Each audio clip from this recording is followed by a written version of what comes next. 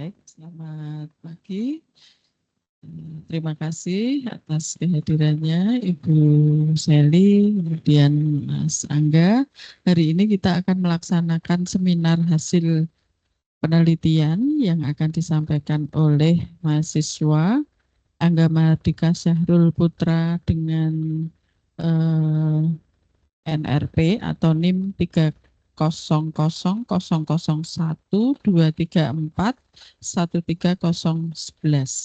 yang pada hari ini sebetulnya ada penguji Prof. Naning, namun beliau berhalangan hadir. Nanti Mas Angga akan melaksanakan ujian SHP tersendiri dengan Prof. Naning. Baik, untuk menyingkat waktu, Mas Angga dipersilakan menyampaikan atau memaparkan hasil penelitiannya selama maksimal 20 menit ke depan. Waktu dan tempat saya persilahkan. Monggo, Mas Angga. Ya, terima kasih. Assalamualaikum warahmatullahi wabarakatuh. Selamat pagi, Bu Nasihati, Bu Seli. Perkenalkan, nama saya Angga Mardika Syahrul Putra, mahasiswa 30.00123413011. Penelitian saya judulnya adalah lorong sayur di Kota Yogyakarta sebagai ruang terbuka hijau, analisis potensi daya serap CO2, persepsi masyarakat, dan tantangan keberlanjutan. Kemudian untuk latar belakang kenapa saya mengambil penelitian ini, karena lorong sayur itu adalah pertahanan perkotaan di lorong-lorong atau gang di wilayah pemukiman di permukiman penduduk di Kota Yogyakarta. Kemudian lorong sayur ini yang seharusnya adalah pertahanan perkotaan, ternyata kemarin waktu 2021 dia masuk dalam rencana tata ruang sebagai untuk mewujudkan rencana zona ruang terbuka hijau, jadi menambah luasan RTH di Kota Yogyakarta. Walaupun masuk dalam rencana tata ruang, tetapi studi mengenai lorong sayur ini selama ini memang masih sebagai dari aspek pertanian perkotaan, jadi lebih kebanyakan seperti kegiatan pemberdayaan masyarakat, kemudian diskusi dengan pengelola lorong sayur di kelompok tani dan lain-lain. Belum ada, walaupun dia nanti sebagai penambah keluasan di ruang terbuka hijau, tapi belum ada penelitian yang mengangkat lorong sayur sebagai ruang terbuka hijau sebagai temanya. Tujuan penelitian ada 3, mengestimasi potensi penyerapan gas karbon dioksida dari lorong sayur, mengidentifikasi fungsi dan manfaat lorong sayur dari berdasarkan persepsi masyarakat, dan yang ketiga mengidentifikasi tantangan yang akan dihadapi untuk keberlangsungan dari lorong sayur di masa mendatang. Lokasi dan waktu penelitian di Kota Jakarta mulai dari Maret hingga Mei 2025. Ada 4 lokasi pengamatan, itu ada di Kelurahan Dangurejan, di Kecamatan Pakualaman, kemudian di Mantri Jeron, dan di Rejowinangun di Kota Gede. Kemudian data variabel penelitian, ada jenis tanaman, luas lorong sayur, daya serap lorong sayur, persepsi masyarakat, dan tantangan. Di mana jenis tanaman itu primer, hasil observasi, luas lorong sayur dan daya serap lorong sayur itu sekunder dari hasil dari studi literatur, persepsi masyarakat primer dengan kuesioner, dan tantangan juga primer dari wawancara. Kemudian untuk metodenya, analisis daya serap CO2, daya serap lorong sayur. Lorong sayur itu adalah luas lorong sayur dikalikan daya serap vegetasi. Tadi daya serap vegetasi itu pertama kita mengidentifikasi dulu jenis vegetasinya di lapangan, hasil observasi, kemudian dari hasil identifikasi dicari studi literatur untuk mendapatkan daya serap vegetasinya. Kemudian luas lorong sayur itu didapat dari kajian internal Pemkot Jogja. Kemudian untuk menganalisis hasil kuesioner itu pakai skala Likert, di mana jawabannya sangat tidak setuju hingga sangat setuju diberi bobot. Kemudian untuk menginterpretasikannya itu menggunakan formula berikut, dicari total skornya, dibagi total skor maksimal dengan 100. Kemudian karena kriterianya ada 5, maka intervalnya itu antara 0 sampai 100%, dari sangat tidak setuju sampai sangat setuju. Kemudian pertanyaan kuesioner untuk topik itu berdasarkan studi literatur, itu adalah fungsi atau manfaat yang biasa ditemukan di ruang terbuka hijau. Kemudian ditanyakan kepada masyarakat untuk memberikan persepsinya apakah mereka merasakan dari fungsi atau manfaat ruang terbuka itu dari lorong sayur. Ada 12 mengenai suhu atau temperatur, kualitas udara, resapan air, kenaikan harga nilai tanah, biodiversitas atau habitat, aktivitas fisik, interaksi sosial, estetika, fungsi pendidikan, ciri khas, penanggulangan bencana, dan kesejahteraan. Jadi ada dua, mungkin yang satu lebih ke ekologi, yang satu lebih ke sosial. Analisis wawancara itu dilakukan wawancara kepada 8 orang. Sebenarnya wawancaranya tidak ditarget, jadi lebih ke insidental, di mana siapa yang ditemui waktu di lapangan itu kami wawancara. Kebetulan jumlahnya hingga 8 orang dengan latar belakang yang berbagai macam, tetapi mereka semua terkait dengan lorong sayur dan ditemui waktu proses observasi. Kemudian dari hasil wawancara dilakukan transkrip, itu dicari tema-temanya, topik-topiknya, ya kemudian dilanjut menjadi hasil wawancara. Lalu untuk hasil, pertama untuk estimasi daya serap CO2, pertama untuk menentukan daya serap vegetasi yang digunakan untuk perhitungan, maka kita melakukan identifikasi jenis tanaman dulu. Ya, ada di 4 lokasi pengamatan di Kelurahan Bausasran, itu ditemukan tanaman-tanaman berikut, tadi bayam Brazil, kemangi, cabai, stroberi, hingga di bermacam-macam. Kemudian di lorong sayur di Kelurahan Pumokin nanti ada cabai, rotan pepaya, terong, lidah buaya, hingga sukun. Kemudian di lorong sayur Jobinawan ada cabai, bayam Brazil, kemangi, kangkung, jahe. Kemudian di Matijuran ada juga bayam Brazil, kemangi, cabai, krokot, mawar. Jadi mayoritas adalah tanaman herbal atau tanaman non kayu yang ukurannya kecil. Ada beberapa tanaman sukulen, ada juga beberapa tanaman dalam pot ya, tanaman berkayu ukuran kecil. Tapi mayoritas adalah tanaman herbal dan yang paling sering ditemukan adalah bayam Brazil, cabai, dan kemangi. Kemudian untuk perhitungannya, karena tadi ditemukan bahwa dari hasil identifikasi jenis vegetasinya adalah tanaman-tanaman herbal, kemudian tipologinya adalah tanaman vertikal. Di penelitian di Caronkit et al. 2020 itu dia melakukan perhitungan, kalau salah penelitiannya tentang penurunan suhu dan penyerapan karbon di Thailand. Taman vertikal juga yang dijadikan topik, dia menemukan bahwa kemampuan penyerapan taman vertikal untuk vegetasi yang tadi, untuk vegetasi tanaman herbal itu sebesar 0,049 gram per jam setiap meter persegi. Sedangkan kalau untuk mencari data luasnya itu dari data spasial hasil kajian internal EPMK Jogja itu luasnya 64,52 hektar. Sehingga untuk perhitungannya tadi dari metode daya serap lorong sayur itu luas dikalikan daya serap, sehingga ditemukan kemampuan estimasi potensi penyerapan CO2 dari lorong sayur itu sebesar 3.166,2593 gram CO2 per jam, atau kalau dalam setahun itu 26,748 ton. Nah, ini ada ralat sedikit. Dalam laporan tersebut, dalam tulisan saya itu ada perbandingan antara daya serap taman vertikal dengan daya serap tipe penutupan lahan yang lain yang umum digunakan di penelitian, di mana ada pohon, ada semak belukar, ada rumput dan sawah.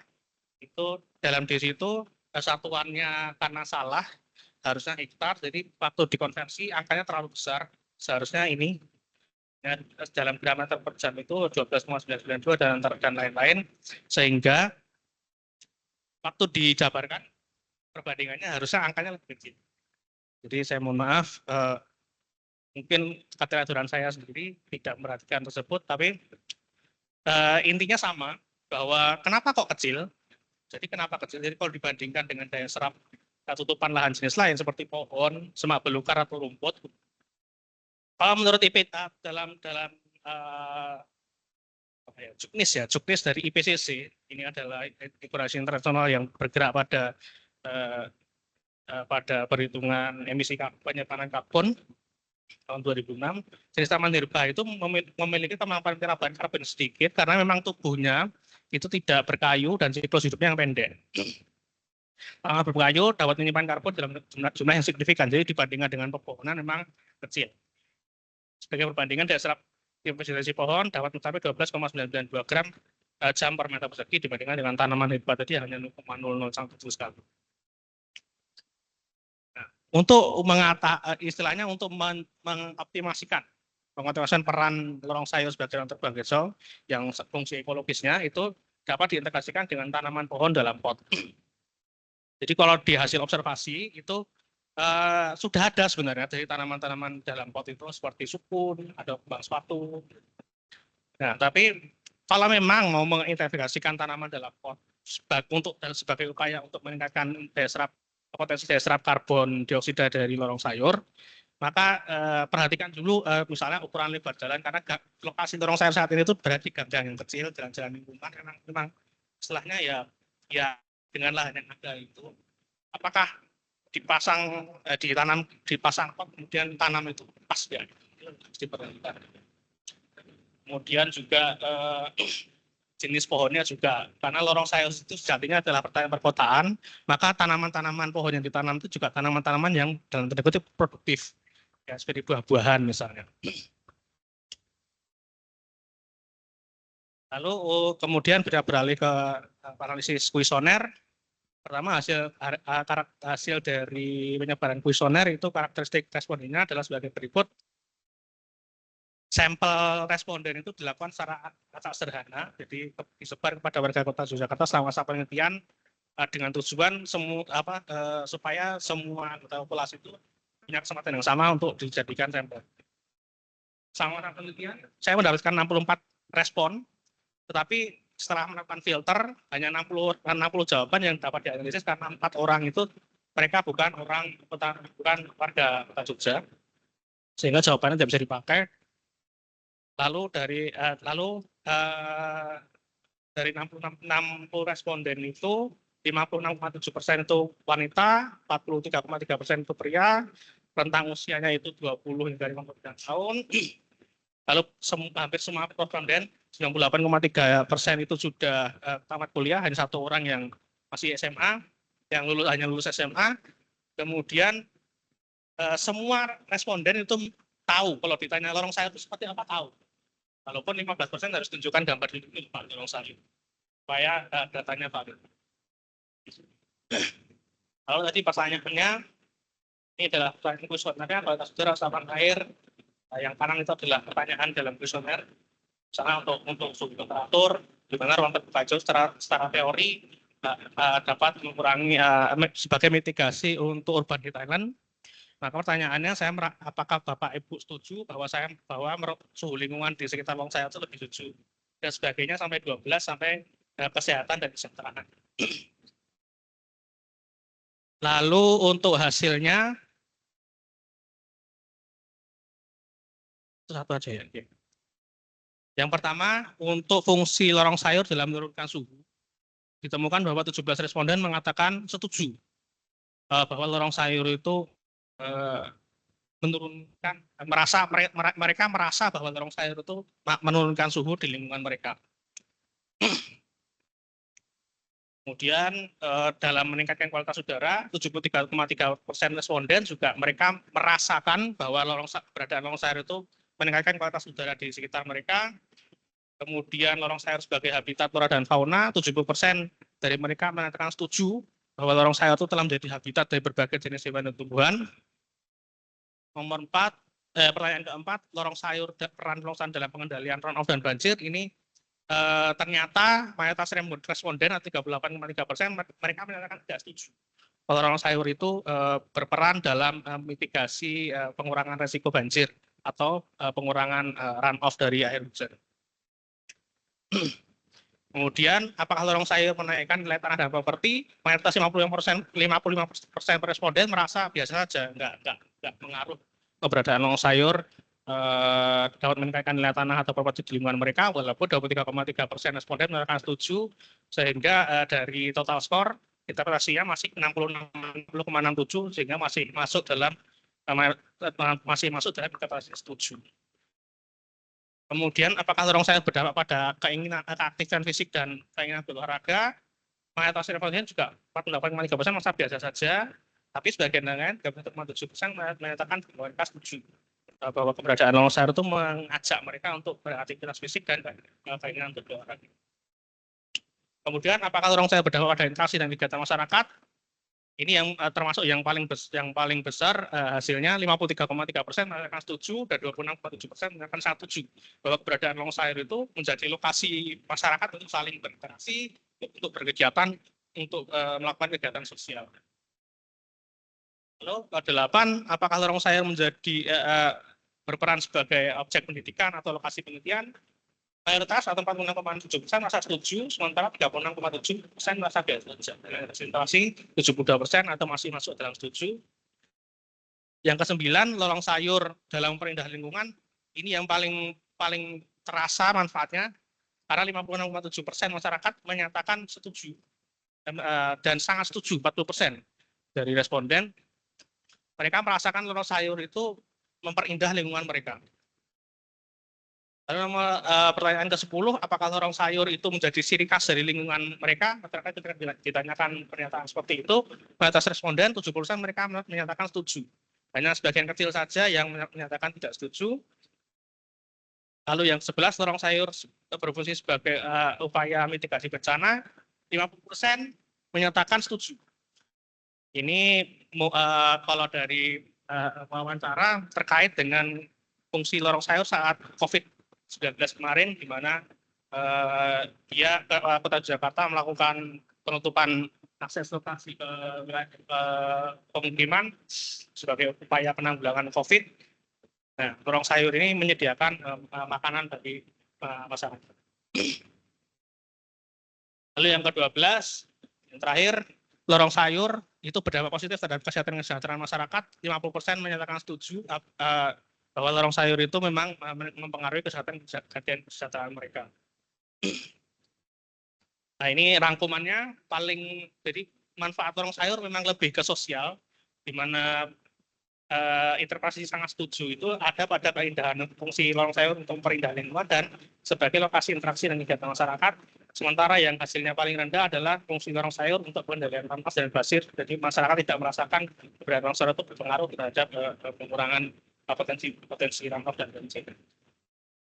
Lalu berdasarkan hasil wawancara memang ya untuk yang kenapa kok masyarakat tidak terlalu merasakan manfaat lorong sayur untuk mengurangi limpasan air runoff dan banjir, itu karena mereka itu merasa ini sudah ada sumur resapan kok, kenapa harus ada lorong sayur begitu ketika diwawancara. Padahal kalau dari studinya dari teori dan dari Institut Laut dan Mark 2018 itu sebenarnya kalau ada taman vertikal di bangunan itu dapat mengurangi laju air hujan hingga 55,1%. Jadi ada sebenarnya manfaatnya, cuman mereka tidak dirasakan oleh masyarakat karena tadi mungkin karena pengaruh jadi sumber resapan yang ada tersebar di Kota Jakarta. Jadi masih diperlukan kajian lebih lanjut untuk membahas hal ini.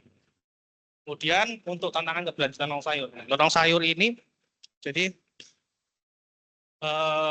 puncaknya memang kalau dari hasil wawancara, lorong sayur itu sempat berjaya pada tahun 2018 mungkin sampai 2021-2022 saat masa COVID.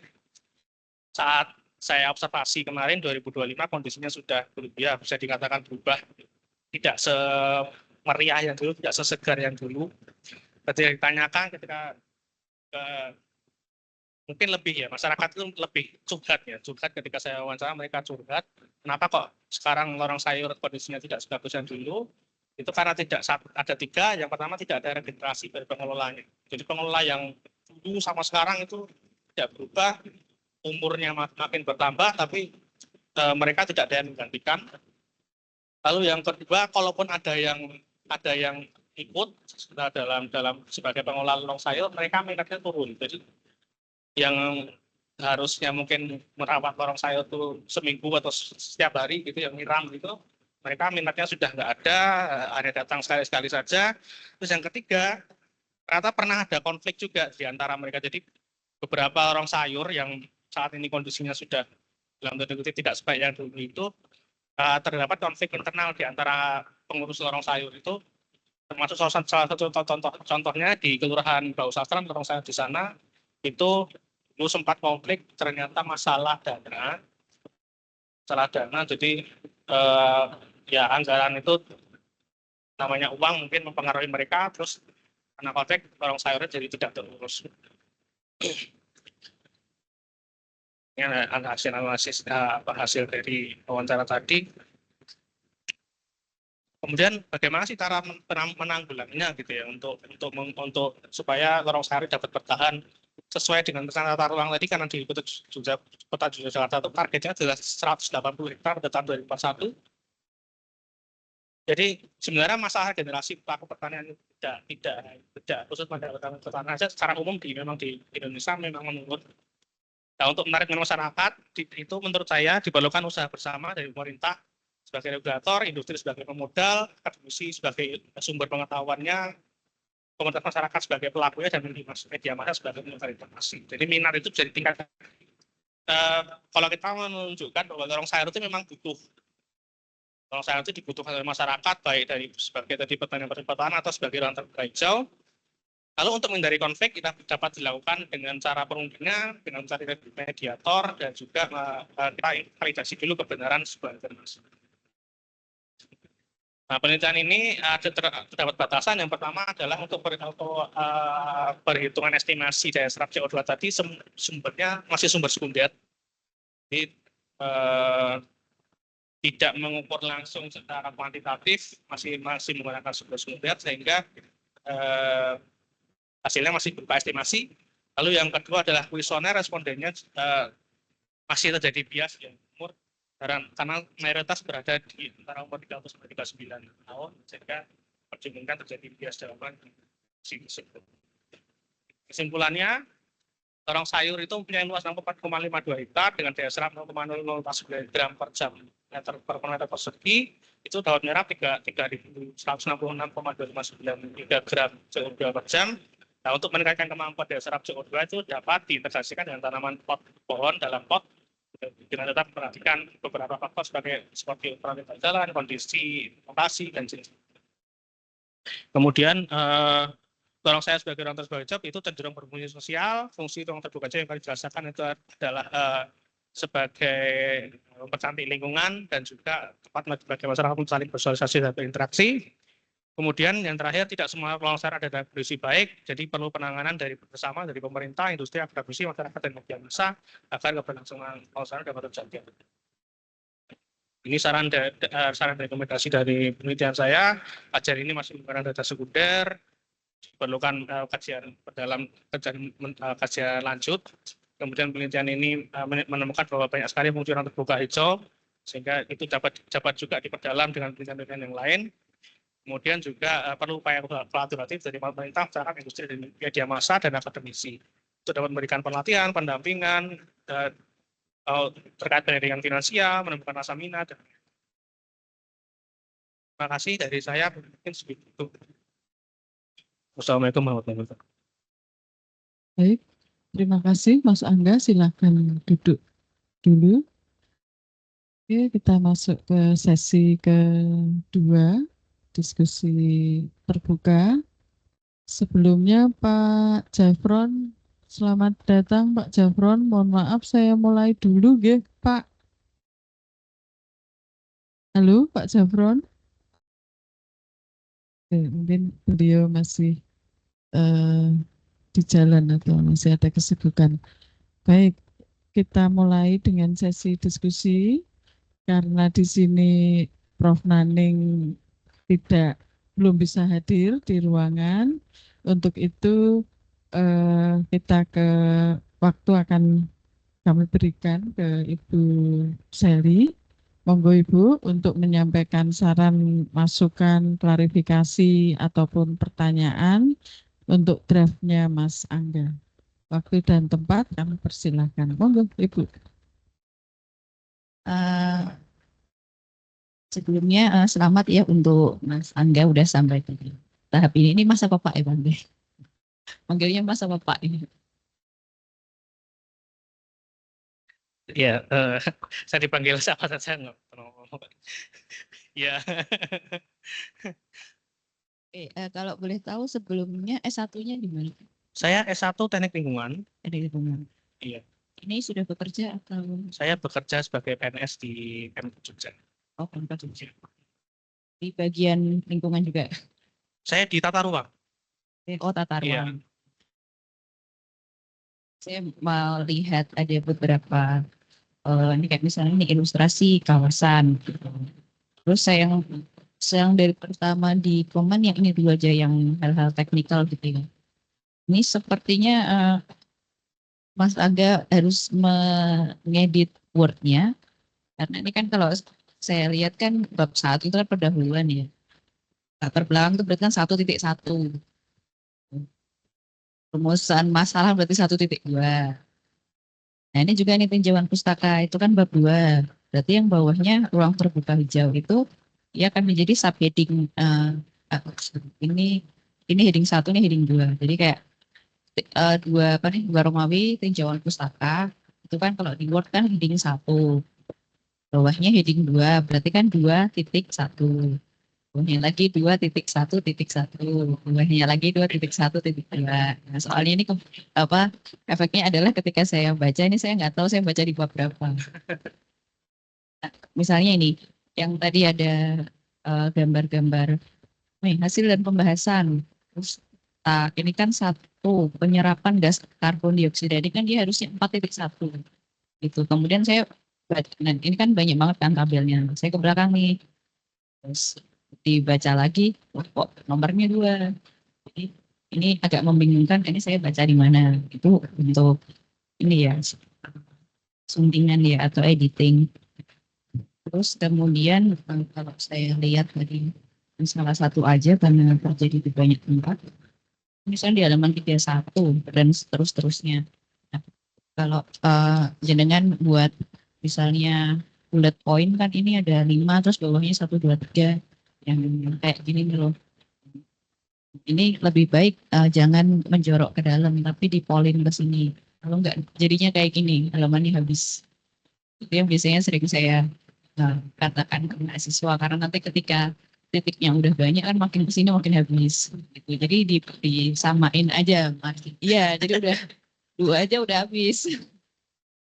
Ya rata kiri semua papa, makanya tadi kan pakai heading 1.1, 1.2, 1.2.1, tapi dia rata di situ semua.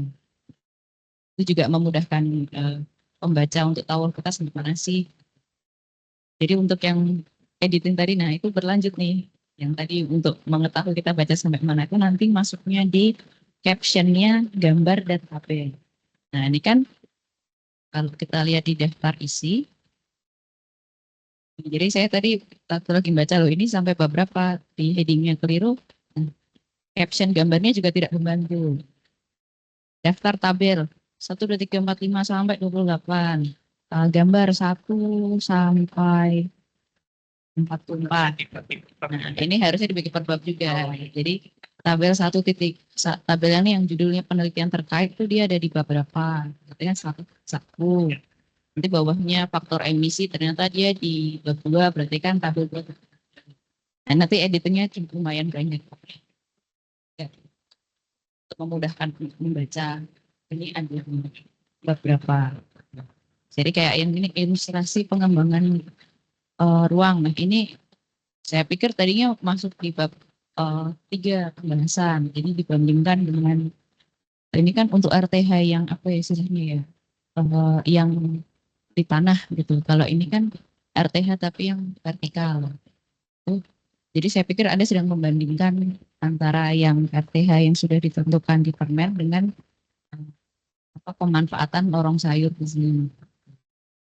Terus saya mau menanyakan sebenarnya tujuan penelitiannya apa sih? Jajan. Ya, terima kasih Bu Sally. Pertama untuk edit ya, memang saya juga tadi lihat sebenarnya ini saya serahkan ke Microsoft Word malah jadi bingung sendiri karena waktu itu kan pakai referensi itu. Nanti saya perbaiki. Terus yang kedua tujuan penelitian, sekali lagi tujuan penelitian ini adalah membuka. Jadi ini penelitian pembuka. Jadi penelitian selama ini belum ada kajian mengenai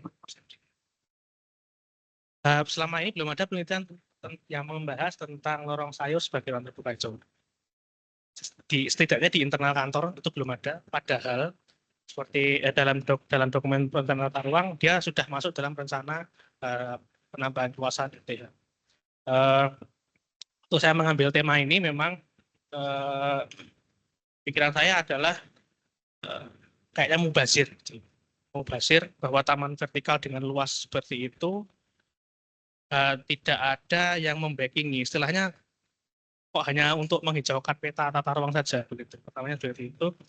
Sementara setelah saya cari kajian mengenai lorong sayur khususnya di beberapa referensi seperti jurnal, itu tidak ada yang sama sekali menyebutkan bahwa lorong sayur itu sebagai ruang terbuka. Jadi ini dasar kebijakannya itu tidak ada. Dasar kebijakannya tidak ada, sehingga waktu itu saya tujuan dari membuat paper ini memang ingin menunjukkan secara holistik ya fungsi ekologi dan fungsi dan pendapat sosial ya persepsi masyarakat mengenai lorong sayur sebagai ruang terbuka hijau untuk menunjukkan nantinya bahwa lorong sayur itu ada tidak hanya dalam istilahnya hanya regulasi, tidak hanya untuk menghijaukan peta saja, bahwa ini ada manfaatnya, ada perannya, ada baik ekologis maupun sosial. Lalu tolonglah Pemkot atau pembuat kebijakan, tolong diseriusi, tidak hanya untuk angka saja, untuk penambahan angka saja. Mungkin tujuan pertama itu, sehingga karena itu penelitiannya lebih seperti holistik ya, jadi ada sisi sosial, ada sisi ekologisnya, tapi memang tidak dalam. Saya akui tidak dalam. Ini waktu itu waktu istilahnya saya mengakomodir pendapat atau dorongan waktu seminar proposalan dulu. Awalnya memang ini lebih ke penelitian kualitatif, kemudian saya ingin mengetahui apa tadi yang bahwa fungsi dan manfaat dan juga tantangannya, masalahnya apa, tapi kemudian diminta dilengkapi dengan fungsi ekologisnya yang kemudian ditunjukkan dalam perhitungan ekologi, perhitungan karbon tadi. Seperti itu, Bu. Jenengan kan di ini ya, di Pemkot bagian tata ruang ya. Kalau saya boleh tahu pengertian RTH itu sebenarnya apa sih? Iya, kalau di Permen 14 tahun 2022 RTH itu tanaman yang disusun dalam bentuk pelonjong atau memancang yang dengan menjalankan fungsi sebagai ruang terbuka hijau. Di mana fungsi ruang terbuka hijau itu ada fungsi ekologis, ada fungsi resapan air hujan, ada fungsi estetik, ada fungsi sosial ekonomi, kemudian ya pokoknya itulah. Jadi dia adalah sebuah ruang yang dengan fungsi yang beragam, tapi intinya itu dia ada di sebuah kota, karena ini RTH kota ya. Itu kalau menurut WHO fungsi utama dari ruang terbuka hijau adalah untuk kesejahteraan, jadi well-being dari masyarakat itu sendiri.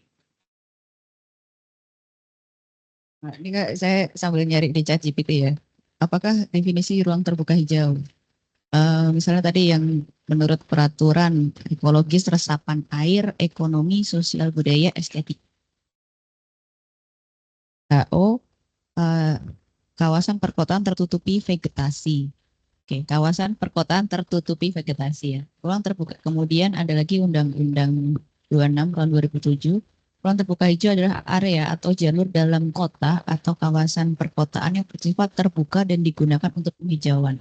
Nah, yang di sini kalau saya lihat ke yang aturan terbaru yang Permen 2022, aspek fungsi ekologis, resapan air, ekonomi, sosial, budaya. Kalau tadi saya lihat di latar belakangnya kan memang Jogja itu kurang RTH, ya kan?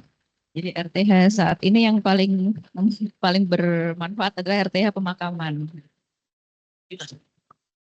Ada nih, ada RTH pemakaman. Oh iya, itu di Permen 14 memang ada RTH pemakaman. Iya, nggak apa-apa memang karena kan fungsi RTH itu kan untuk resapan air. Ya. Nah, kenapa tadi lorong sayur nggak masuk RTH kan awalnya? Awalnya belum dimasukkan. Di jurnal di referensi yang Anda masukkan itu. Ya. Nah, itu kalau bisa dimasukkan ke latar belakang sebenarnya. Karena sih aku belum menemukan yang dari negara lain. Tadi kan nyebut yang dari Thailand kan waktu di presentasi, tapi di sini belum ketemu nih yang di Thailand tentang RTH, tentang lorong sayur. Nah, itu masukinnya ke latar belakang. Jadi kenapa Anda mau melihat lorong sayur itu karena di beberapa negara menurut literatur ini sudah mulai melirik lorong sayur. Hanya saja lorong sayur ini kan sifatnya vertikal. Memang secara objektif saya tidak bisa teryakinkan kalau dia bisa bermanfaat sebagai RTH karena RTH tadi kan pada apa ya istilahnya pada hakikatnya adalah resapan air. Nah, ini kan dia hanya menggantikan fungsi vegetasi. Jadi ini kita ngomongin fundamental ya. Nah, yang ingin saya tekankan adalah mungkin Anda lebih ingin apa ya? Ini sebenarnya kalau menurut saya kan nggak bisa yang taman vertikal itu dijadikan RTH. Kalau dijadikan penghijauan masih bisa. Tapi kalau RTH kurang tepat karena seandainya kita menanam tanaman pada fasad bangunan, dia kan tidak akan menyerap air kembali ke bumi. Jadi tidak ada fungsi resapan air. Itulah mengapa eh, lorong sayur itu agak susah atau taman vertikal agak susah dibuat untuk RTH gitu. Tapi yang mungkin bisa Anda pendekatannya lebih ke daya serap CO2 yang seperti sudah dikatakan, kemudian apa fungsi vegetasi. Jadi menurut saya jangan menyentuh RTH karena dia secara fundamental dia nggak akan berfungsi sebagai RTH. Memang dia bisa menurunkan suhu di misalnya itu kan lorong sayur ya di gang gitu ya. Kalau tembok aja kan panas gitu ya, sumpah singup gitu bahasa kita. Tapi begitu ditanami penghijauan kan dia lebih dingin. Mungkin lebih bisa ke arah fungsi tanaman vertikal untuk misalnya menggantikan eh, kayak payback gitu ya istilahnya. Karena di situ nggak ada RTH kan jadi panas. Nah, untuk apa ya compensate panas itu makanya dibuatlah taman vertikal untuk menurunkan suhu. Jadi pendekatannya lebih ke urban heat island ketimbang RTH.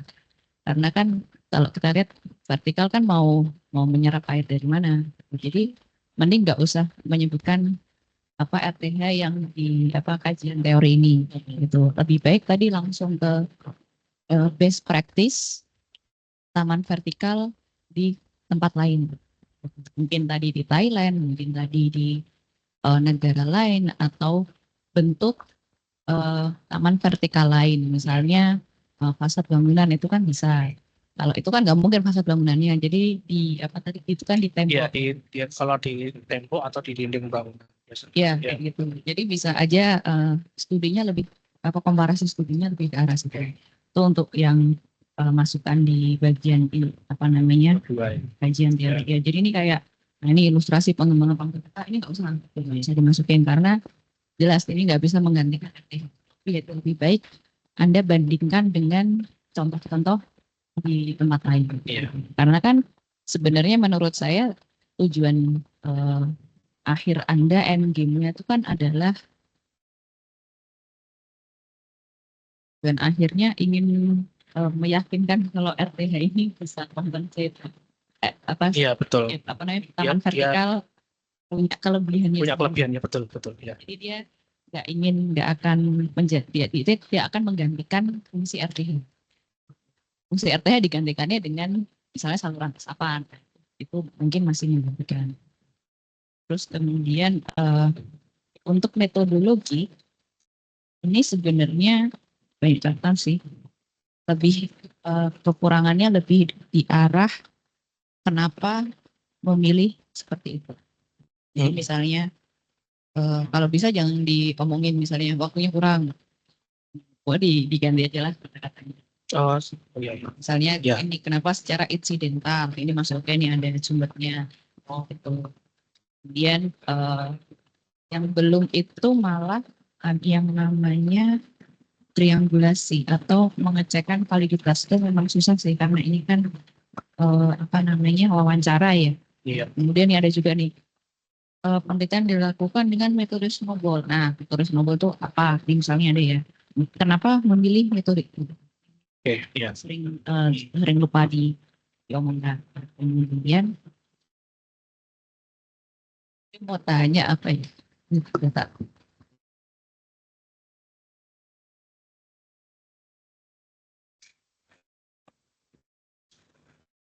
diagram alirnya ini kan dari awal nih, yang halaman 65. Latar belakang sampai pembahasan rekomendasi kesimpulan. Nah, diagram alir penelitian ini masuknya di bab 1.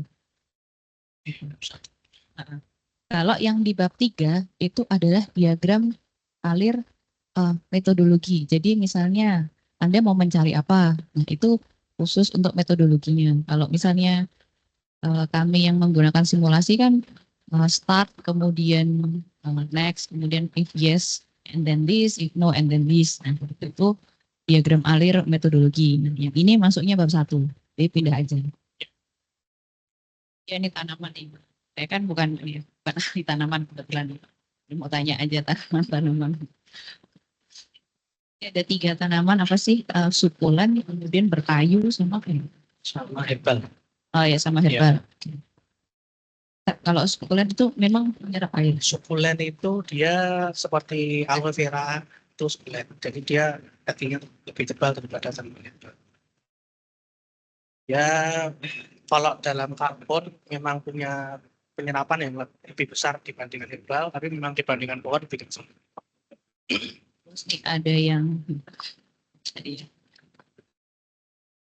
terdapat tanaman seperti sukun, kembang sepatu yang ditanam di dalam pot. Saya nggak tahu yang sukun itu ditanam di pot bisa tuh. Saya pikir Kalau dia di lokasi- pohon gitu, pohon besar. Terus ditanam di pot, apalagi ya, di ukurannya kecil sih. Saya di situ apa nggak jatuh. Jadi banyak jadi saya. kan bayangnya kayak tambulampot gitu, banyak. tambulampot ya. Iya, Bu. Iya. Ya. Nggak punya anak. Saya pikirnya sukunnya ditaruh di taman vertikal itu jadinya gimana? Ya, tapi ya itulah saya juga mungkin gimana lagi offset. Ada sih dokumentasi.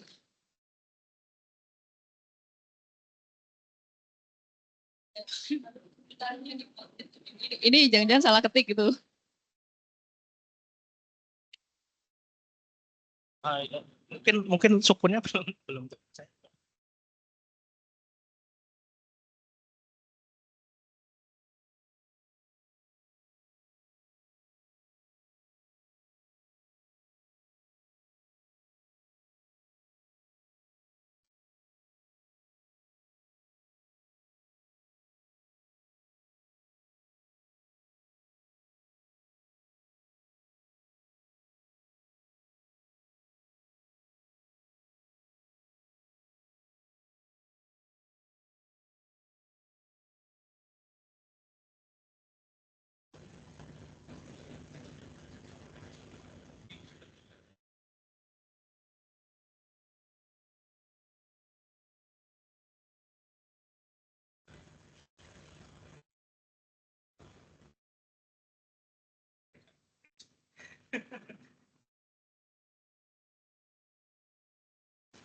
Ya, kalau nyari di Shopee ada sih jual bibit sukun di pot gitu. Hasil setek. Ya. Cuman nanti kan tetap harus dipindah ke Ya. benar. Nah itu nanti jadi pertanyaan sustainability. Ya. Itu memang waktu itu hanya istilahnya yang ada di lokasi saya sebutkan gitu aja, nggak kepikiran sampai situ gitu. Ya. Ya ini untuk keterwakilan responden kuesioner. Jadi samplingnya itu gimana? Tadi ternyata terjawab cuma 8 aja ya. Terus apakah ada kelompok demografi yang dominan itu yang paling banyak menjawab? Responden lebih dispesifikkan. Terus nah ini tadi yang kuatkan kenapa memilihnya insidental. Gitu. Terus apakah mungkin dijelaskan ambil samplingnya wilayahnya segini, terus jumlah warganya segini, jadi yang diambil samplingnya cuma segini. Terus kalau tadi saya baca ini ada kuesioner dan ada wawancara. Tuh, kalau kuesioner berarti kan pertanyaan tertutup, wawancara pertanyaan terbuka. Nah tujuannya apa?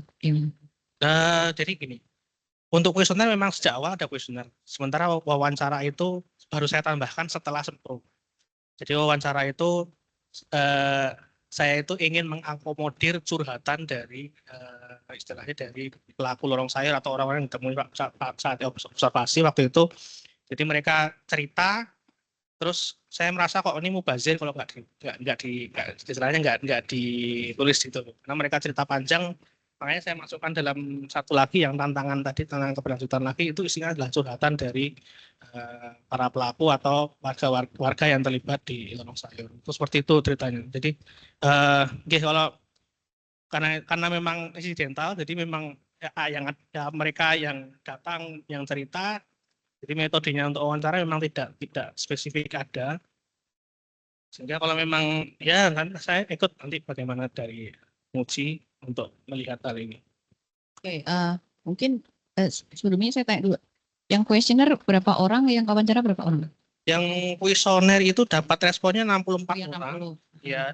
Tapi yang valid 60, yang saya anggap valid 60. karena pesertanya itu 4 orang, ternyata bukan orang kota Jogja, disebar, saya lebar ada beberapa kelurahan, saya sebar juga ke orang-orang yang di lokasi, dan saya juga sebar ke teman-teman sejawat ya, sama-sama PNS saya sebar selama 3 bulan. Saya berharapnya memang ini, mungkin saya cerita aja ya, saya berharapnya pakai N100 karena untuk 10% dari pakai itu, tapi ternyata sampai 3 bulan jumlahnya masih 64. Usut punya usut, ternyata para responden kalau nggak dikasih uang nggak mau. Ya, ini Berapa kenyataan persen itu. berarti dari target? Berarti miss-nya 40 orang ya, kalau ya mungkin 20%-an dari target. Berarti Sehingga tadinya tujuannya mau berapa orang? waktu 300. itu memang pikirannya 100. Oh, Jadi 100. dengan apa deviasi 10%, tapi ternyata tidak tercapai, sehingga saya terus apa adanya di sini. Saya kurang tahu untuk statistik ya, tapi Iya.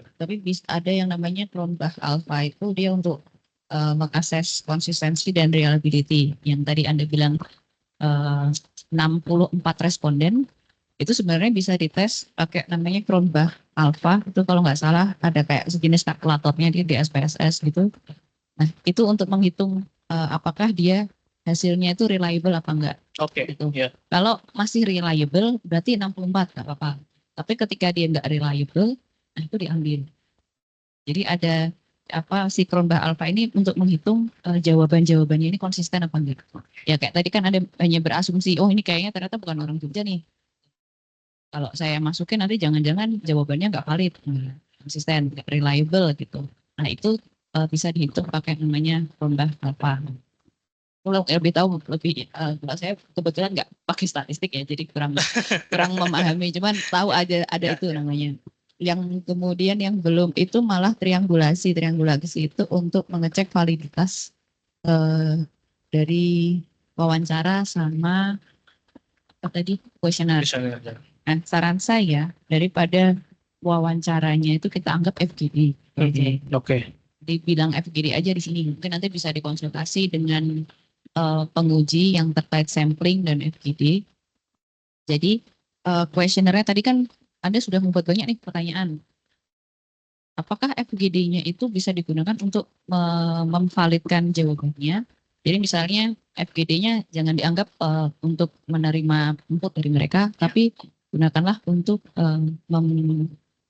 memvalidasi jawaban dari kuesioner. Tadi misalnya persepsinya di sini sumuk nih, terus alasannya dari FGD ya, betul. Jadi nanti bisa Anda bikin kayak sejenis table atau yang mungkin flowchart gitu yang menghubungkan pertanyaan ini yang di kuesioner sama pertanyaan yang di wawancara atau FGD. Jadi ada keselarasan jawaban enggak gitu. Nah, itu bisa digunakan untuk membuktikan kalau kuesionernya ini valid dengan hasil wawancara. Nah, tapi jangan lupa disebutin yang diwawancara cuma 8 orang nih. Kenapa? Karena dia yang mungkin paling tahu di situ, atau yang paling senior, atau yang yang mencanangkan program ini. Jadi memilih ke 8 ya benar ini yang wawancara. Sedikit. Yang kuesioner kan 60. Ya. Yang wawancara 8 kan. Nah, kenapa memilih 8 orang itu? Nah, itu disebutkan alasannya. Jadi istilahnya nggak ngawur gitu loh. Untuk yang metodologi, untuk analisis, jadi sebenarnya Anda tidak perlu melakukan hal tambahan yang dari yang ini ada aja diproses lagi. Kemudian untuk analisis data tuh lebih ke arah apa namanya visualisasi aja. Jadi tabelnya mungkin dibuat lebih compact. Ini kan banyak tabel yang saben pertanyaan ada tabel gitu ya. Mungkin bisa dibuat tapi tadi udah ada sih yang kayak kesimpulan itu, kumpulan semua tabel itu. Nah, Anda bisa berangkat pembahasannya dari situ. Manfaatkan tabel itu aja. Hasil analisis dulu, pembahasan di belakang. Ya, terus ini kan tadi ada nih, misalnya sebelum batasan penelitian tentang mana nih yang konflik antar anggapan yang terjadi. Nah, ini berdasarkan hasil observasi, diidentifikasi tantangan. Nah, ini juga bisa di-compare dengan tabel simpulan tadi. Jadi kesimpulan kuesioner sama kesimpulan wawancara, nah itu dibuat satu heading sendiri di akhir bab yang sebelum, sampai lupa babnya. Bab yang sebelum penutup itu.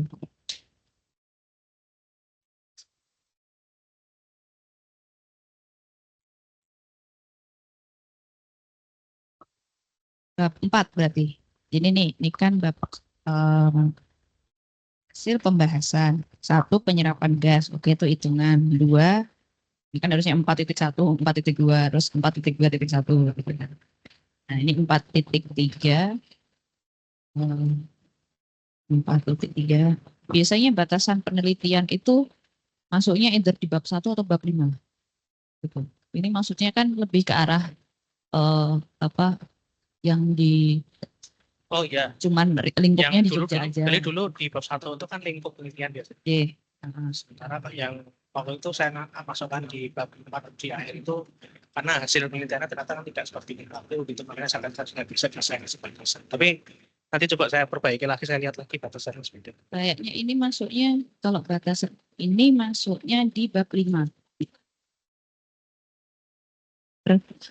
Kalau kita bilang tuh dia helikopter view dari penelitian Anda.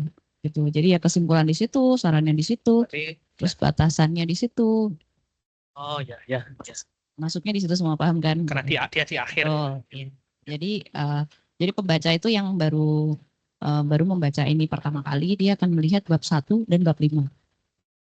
Jadi di bab 1 kan ada rumusan masalah tuh, pertanyaan penelitian ada 3. Itu make sure 3 hal itu terjawab di kesimpulan.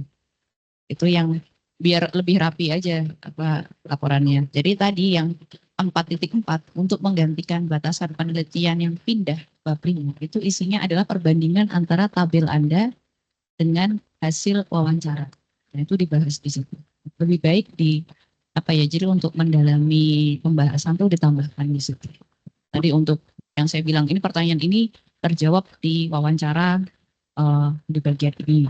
Jadi itu lebih akan menguatkan perbandingan Anda. Ya. Terus untuk suntingan lagi sini kayak daftar pustaka ini disesuaikan kembali dengan situasi. Ini kalau Anda pakai harusnya nggak salah sih. Pakai Mendeley atau Zotero gitu kayaknya sih. Internal ya nggak apa-apa, masih itu masih biasanya lumayan aman. Tapi ini tadi kok menemukan beberapa kekurangan. Jadi mungkin dicoba lagi, dicek lagi aja. Dan nggak ada masalah. Oh ya, ini yang tadi kenapa perlu menghitung daya serap CO2? Itu ya jadi gini. Itu adalah akomodasi dari waktu seminar proposal kemarin untuk ditambahkan dari sisi ekologinya. Ya, sebenarnya kalau saya bilang ini tentang persepsi dengan daya serap sih kurang. Ya, memang bagi saya pribadi kurang nyambung sih. Tujuan 1 dan tujuan 2 dan 3 memang enggak. Saya juga merasa sebenarnya itu tidak klop sekali gitu. Saya berusaha untuk menggabungkan, jadi beberapa pertanyaan kan di kuis kan ada yang suhu dan kualitas udara. Saya mencoba masukkan situ, tapi saya kemampuannya kurang bagus jadi. Biasanya sih kayak gitu lebih ke arah disambung-sambungkan sih. Iya. Jadi kalau nggak ngukur suhu ya di situ ya. Jadi itu tujuannya ngukur suhu itu adalah misalnya Anda ukur di situ suhunya 30, terus kata masyarakat itu nyaman kok gitu. Jadi ya, ada jawaban tentang, ada justifikasi gitu. Kalau boleh saya cerita nih, itu memang sejak awal saya tidak Sebenarnya saya juga sadar taman vertikal itu tidak bisa menggantikan ruang terbuka hijau. Ya, memang ya taman di dinding, fungsi ekologinya memang kecil gitu. Saya sejak awal memang lebih ke sosial memang. Saya ingin tahu manfaat di sosial masyarakat begitu, sehingga tapi karena waktu dengan proposal saya harus memenuhi permintaan dari Fungsi, saya masukkan di situ dan ternyata memang ada hasilnya walaupun kecil ekologinya dibandingkan dengan saya sempat membandingkan dengan kajian internal lain dari Pustral UGM itu hanya 0, sekian persen. Tapi yang membuktikan bahwa memang fungsi ekologinya memang ada. Nanti coba saya perbaiki lagi termasuk tadi istilah ruang terbuka hijau mungkin saya ganti dengan penghijauan atau yang lain supaya nanti pas di Jadi lebih baik tidak usah menyentuh tentang RTH, tapi tadi yang dari literatur yang mungkin Anda sudah baca, yang best practice aja. Nah, dia fungsinya apa taman vertikal itu apa sih? Kan tadi ada misalnya salah satu fungsi menurut ini satu fungsinya adalah menurunkan suhu. Nah, tadi kan dijawab di pertanyaan apakah nyaman di situ suhunya sejuk apa enggak. Nah, itu kan udah terjawab. Jadi kalau saya bilang daripada ini kan nggak mungkin Anda melakukan penelitian lagi ya. Udahlah nggak usah gitu. Tapi yang Anda punya saja itu diproses. Menurut saya sih udah nggak apa-apa. Oke, terima kasih. Terima kasih. Terima kasih banyak. Terima kasih Bu Sally, masukannya banyak dalam ya dikupas mulai dari penulisan sampai dengan bab per bab pada draft tesis ini. Semoga nanti bisa dipergunakan untuk perbaikan ya Mas ya, perbaikan untuk draft tesis ini. Sekali lagi terima kasih Bu Sally ya. Kemudian Pak Jafron, halo Pak Jafron. Baik Pak Jafron belum. Halo Pak Jafron. Pak, saya pangapunten tadi saya mulai dulu Pak karena nggak apa-apa karena kan bersamaan nih kebetulan. Jadi saya sekaligus ya ada 2 penarikan KKN sekaligus ya dalam perjalanan ngejar ini. Jadi ini saya masih di OTW posisinya. Monggo, giliran siapa ini? Ya, saya Pak, saya memanfaatkan waktu ini untuk memberikan 1-2 pertanyaan untuk Mas Angga, Pak. Izin saya dulu Pak Jafron. Baik, terima kasih Pak Jafron. Mas Angga, menyambung Bu Sally ya, masih tadi masukan-masukan dari beliau sudah lumayan banyak. Ini saya masih menemukan beberapa hal terkait dengan penulisan. Tipe masih banyak ya. Nanti tolong direvisi. Penulisan tabel juga masih ditemui tabel yang mestinya tabel hanya garis yang tidur yang vertikal nggak ada tapi hanya horizontal. Kemudian halaman juga yang bab baru mestinya di bawah bukan di atas, tapi halaman seterusnya yang bukan bab baru di kanan, pojok kanan ya, atas ya. Ini kebalik. Halaman yang misalnya nih hasil dan pembahasan atau di pendahuluan. Halaman 1 itu kan harusnya di bawah center. Kebalik ya. Kebalik. Nanti diperbaiki. Abstrak juga nanti dilengkapi. Abstraknya masih minimalis ya. Kesimpulannya belum ada. Kemudian beberapa gambar yang bukan gambar tabel tolong diperbesar. Misalnya gambar di sebentar. Proporsi gambarnya diatur nggih Mas. Misalnya di halaman 93 itu ada gambar. Gambarnya bagus tapi kalau mata saya yang melihat mata 4 gini, jadi kok kecil-kecil gitu ya. Nanti proporsinya diatur aja. Oke, itu untuk redaksional untuk ini penulisan. Kemudian tadi ada saran dari Ibu Sally untuk RTH ya. RTH mungkin bisa ganti ya dengan taman vertikal. lorong sayur ya, vertikal. sebagai taman vertikal bukan Iya. RTH ya. Baik juga ya, karena kalau untuk RTH itu kan ada syarat yang penyerapan air ya, Salah satu fungsi salah dari satunya. RTH Iya, iya. Nah, saya sepakat dengan Bu Sally. Berarti gimana ini di judul? judul nggak foto nomor saya ikut. Judulnya nggak masalah, tapi ini sebagai ruang terbuka hijau, jadi mungkin nggak pas, nggih. Jadi ya itu memang karena mengingat latar belakangnya ceritanya adalah taman vertikal itu jadi ruang Iya, terbuka hijau, judulnya juga seperti itu pertama judulnya seperti itu. jadi Oke. seperti ini. Nah, ini mungkin kita sepakati aja, apakah tetap ini sebagai ruang terbuka hijau atau mau diubah menjadi yang lebih sesuai tadi, taman vertikal. Gimana, Bu Sally?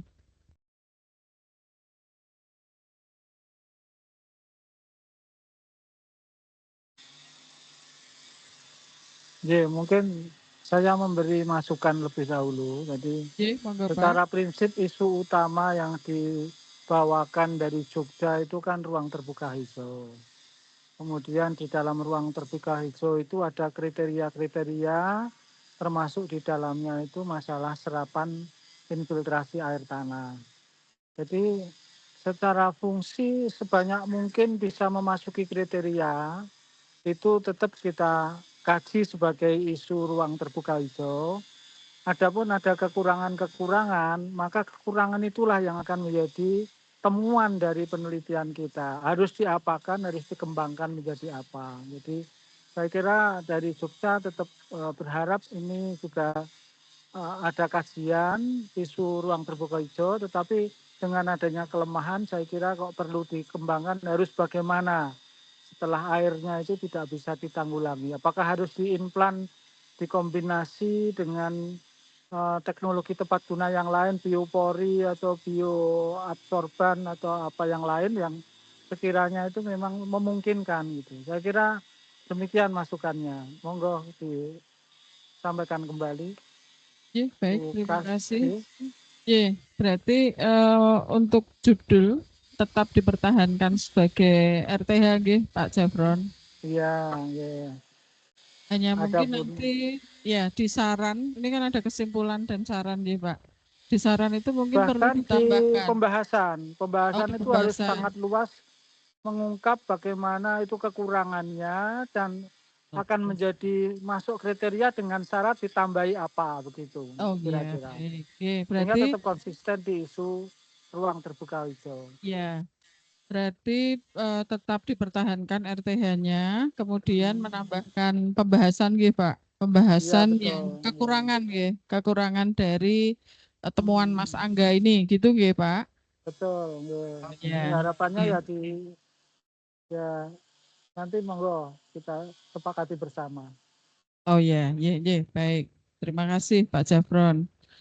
Kemudian Mas Angga, selama ini bagaimana manajemen pengelolaan lorong sayur yang ada di tempat Mas Angga penelitian itu? Itu kan ada mengambil berapa kelurahan? 3 ya? 4. 4. Apakah manajemen pengelolaannya itu hampir sama atau masing-masing punya spesifikasi tersendiri? Iya, matur nuwun. Jadi lorong sayur ini memang unik ya. Jadi dia dari masyarakat untuk masyarakat kembali ke masyarakat. Beberapa lorong sayur yang dikelola masyarakat ada yang maju, ada yang tidak maju. Yang maju itu mereka membentuk kelompok tani. Sebenarnya yang tidak maju lebih sparsial, jadi hanya individu-individu dan itu terlihat sekali perbedaannya. Yang kalau dari hasil pengamatan saya kan 4 lokasi. Kenapa kok saya memilih metode snowball? Karena memang lorong sayur itu yang paling terkenal adalah di Kelurahan Bau Sasran. Jadi dia paling bagus dengan jumlah tanaman paling banyak, bervariasi. Mereka punya kelompok tani, ya. Walaupun secara sejarah mereka sempat vakum juga karena masalah konflik dan lain-lain tadi. Tapi saat ini mereka paling maju. Sayangnya tidak semua lorong sayur dapat dikelola seperti itu. Jadi saya ambil contoh mungkin dari gambar itu yang paling saya sedih itu di Purwokinanti. Purwokinanti itu kalau digambar di halaman 93 yang sisi kiri itu hanya tersisa wallpaper saja. Beberapa tanaman yang istilahnya disiram hujan itu mereka mereka ada sebenarnya, ada kelompok taninya, tetapi hanya dari hasil wawancara hanya tinggal 2 orang yang sudah sepuh-sepuh semua. Itu juga kemudian yang di Rejo Winangun juga sedang menuju ke situ. Hasil wawancara saya dengan pengelola di sana, Ibu Eli itu cerita, Mas saya sudah dari sini sudah jadi pemimpin kelompok sayurnya sejak lama, sudah mau pensiun, nggak ada yang menggantikan seperti itu. Jadi secara organisasi beberapa dari mereka memang membentuk kelompok tani gitu, tetapi keberlangsungan kelompok tani ini saat ini bervariasi, ada yang masih bertahan, ada yang sudah nggak aktif begitu. Kalau masyarakat di sana kan mungkin dari sisi usia beragam ya. Iya. Bagaimana dengan keluarga muda, dilibatkan nggak ini? Atau mungkin remaja, karang taruna? Iya. Kalau dari hasil wawancara sudah berusaha untuk diajak, tetapi alasannya bermacam-macam. Waktu tidak ada, kemudian mereka ada yang unik juga. Waktu saya ke Rejo Winangun, mereka bercerita kalau lorong sayur itu walaupun dia pertanian perkotaan, tapi fungsi ekonominya nggak bermanfaat gitu loh, penghasilannya kecil. Waktu diajak itu mereka bercerita, saya mending kerja aja kalau di lorong sayur ini nggak ada penghasilannya seperti itu. Jadi ya macam-macam situasinya di lorong sayur itu. Padahal itu tadi 2018-2019 itu memang berjaya. Jadi saya agak ironis juga dengan kondisi seperti itu. Kan ada edukasi nih Sabtu Minggu, mungkin kan itu sebagian besar masyarakat libur ya, itu bisa nggak kira-kira digerakkan? Itu jadi gini, saya ambil contoh di Bausasan yang bagus tadi Ibu Emi, itu malah beliau menolak kalau hari Minggu. Itu saya sempat bicara, kenapa kok nggak hari Minggu gitu. Kalau hari Minggu untuk istirahat, Mas. Berbeda dengan kebanyakan berbeda pikiran. Yang memang mengelola lorong sayur, mereka memilih hari kerja untuk mengelola lorong sayur. Masyarakat umum, apalagi anak-anak muda, nggak bisa hari kerja. Karena mereka kerja. Betul. Atau enggak, yang remaja mungkin sekolah. Iya, tidak ketemu di situ. Iya, tidak ketemu. Berarti nggak sinkron ya ini antara pengelola dengan masyarakat umum.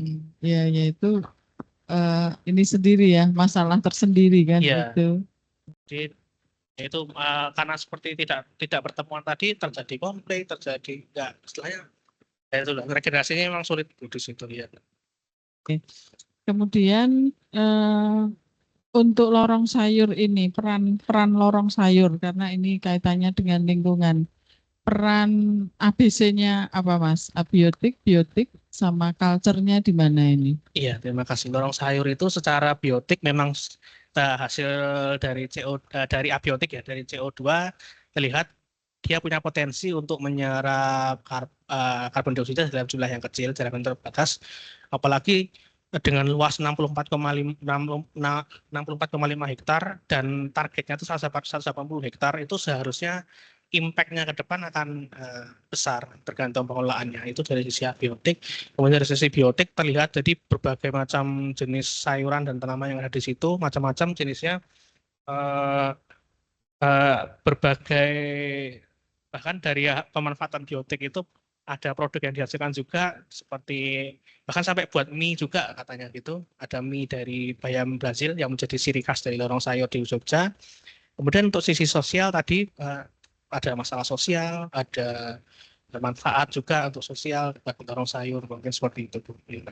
Ada ya manfaatnya itu dari ABC tadi kan? ABC ya ada. Sudah dituliskan semua ya di sini? Tidak secara spesifik ini ABC. Iya, tapi sudah diulas ya? Iya, sudah. Sudah, oke. Berarti kan di situ kaitannya dengan penyerapan karbon tadi ya, walaupun kecil, tapi kan tetap ada perannya di sana. Nah, mungkin tumbuhan-tumbuhan atau tanaman yang ditanam di sana kan tadi yang disampaikan banyak herbal, banyak sukulen, eh, ya menyumbangkan walaupun sedikit ya, menyumbangkan penyerapan karbon walaupun itu sedikit. Nah, itu kan artinya bisa juga berperan dalam mitigasi perubahan iklim, tapi dalam skala skala lokal.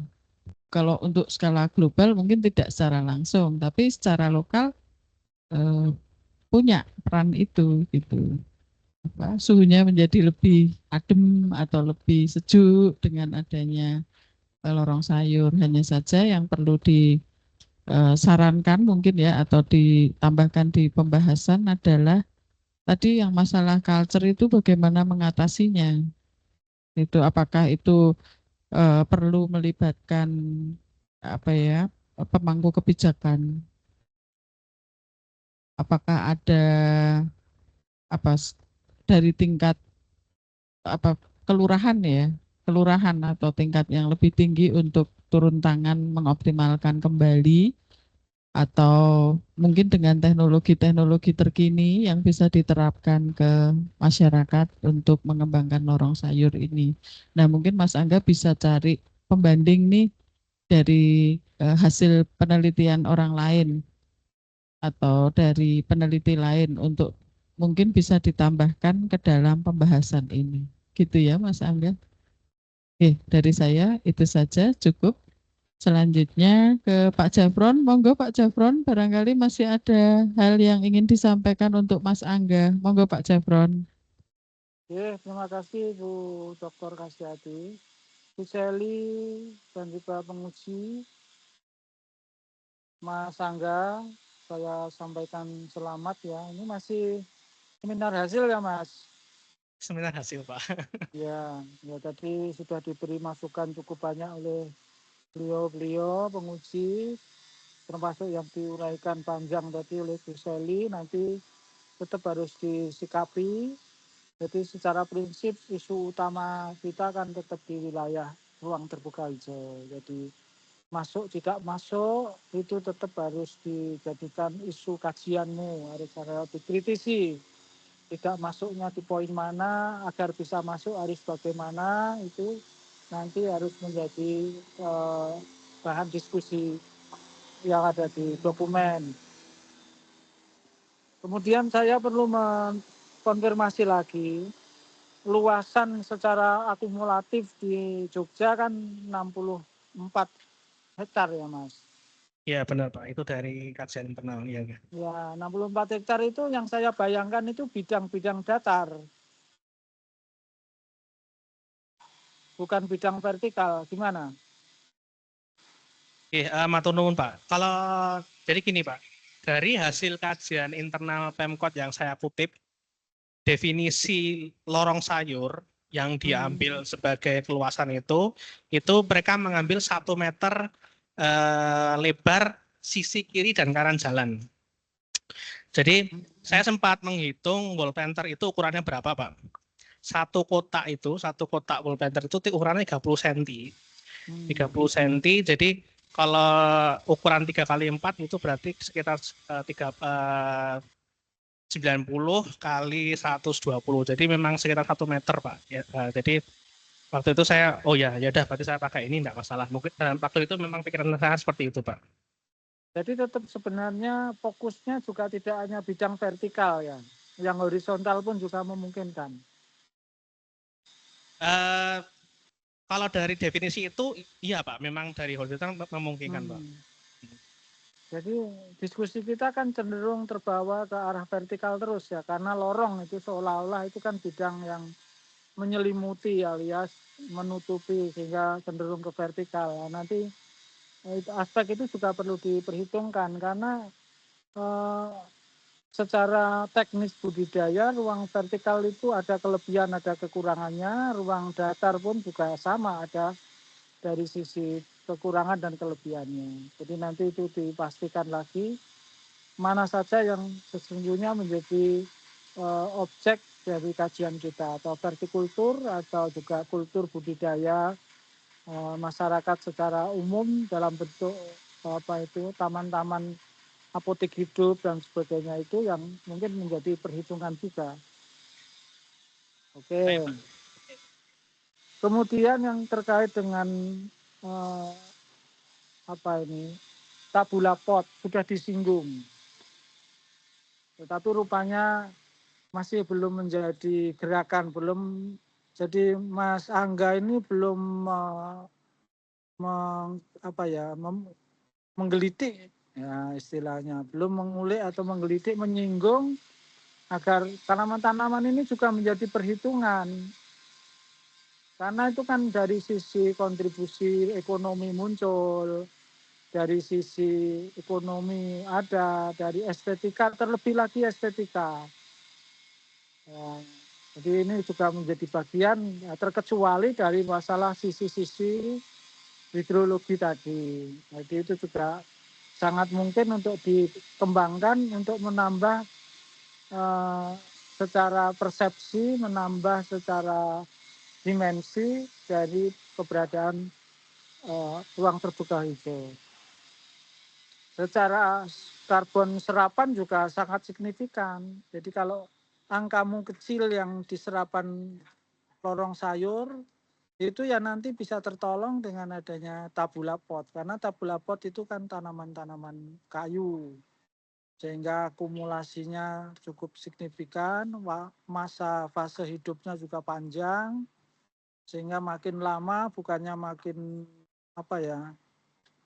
makin prestis, makin sangar. Seperti bonsai itu makin kecil, makin tua, makin hanya dengan bunga saja sudah suatu juara gitu ya, sudah sangat disegani. Nah, saya kira itu yang nanti menjadi penyelaras agar lorong sayur itu tetap menjadi bahasan yang mungkin harus disentuh, dipoles di sana sini agar pemenuhan dari sisi ekologi, dari sisi kelembagaan sosial masyarakat itu bisa dilaksanakan. Ya, saya kira masukan-masukan tadi bisa dirangkum, bisa diselaraskan baik dari Bu Seli ataupun Bu Kasyati. Ya, saya kira itu Bu sementara yang kita sampaikan, jadi nanti mohon bisa dielaborasi. Ya, baik, terima kasih Pak Jafron. Mas Angga sudah ditulis semua ya masukan-masukan dari kami. Baik, sekali lagi terima kasih Pak Jafron. Silakan kembali. Silakan duduk Mas Angga. Baik. Pak Jafron. Sesi kedua sudah kita lewati, diskusi terbuka. Kita masuk ke sesi ketiga, diskusi tertutup antar penguji dengan pembimbing untuk menentukan kelanjutan dari SHP ini. Begitu. Untuk itu, Mas Angga diperkenankan untuk meninggalkan tempat. Sebelumnya recordingnya bisa Recordnya dimatikan, baik yang HP ataupun yang di